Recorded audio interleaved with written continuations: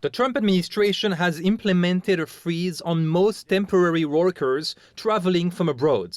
The freeze is meant to bolster the US economy, but it's also keeping hundreds of immigrant families separated, including those with American kids. I have got two little girls who are back in the US, and when I talk to them, the only question they have to ask is, when are you coming back? Karan Murgai has been living and working legally in the US for 10 years as a business consultant.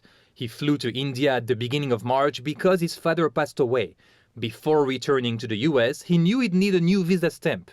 But the US embassy shut down and he got stuck in India. My wife, so she has to manage her work.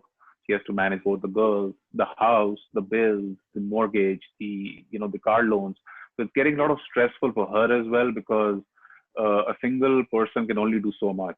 For months, Murgai has been waiting for the US embassy to reopen so he can return to his family in Dallas. But last week's executive order prevents him from entering the US for at least another 6 months. When do I really get to see my family again?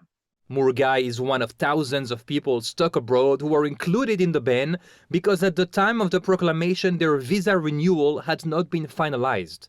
Even in my worst nightmare, I wouldn't have thought something like this would happen. Namita Telang is a telecom engineer who has been living in Seattle for 13 years thanks to a visa for high-skilled workers known as H-1B. She traveled to India in early March with her two American daughters to introduce the youngest one to her family there. They've been stranded and away from her husband ever since because the embassy closed before she was able to renew her visa.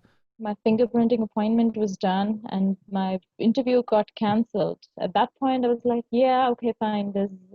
I understand it's a pandemic, but this proclamation order came in. It just shattered all the hopes that we're going to reunite anytime soon. The proclamation bans her from the US until at least 2021. It just feels like you've been locked out of your home. The White House says the new visa measures are necessary to free up jobs for millions of Americans who are unemployed due to the pandemic. But Telang and Murgai have kept their US-based job despite being stranded in India. They hope the White House will amend the order and add an exemption for people in their situation. Ben Chamiso, Newsy, Chicago.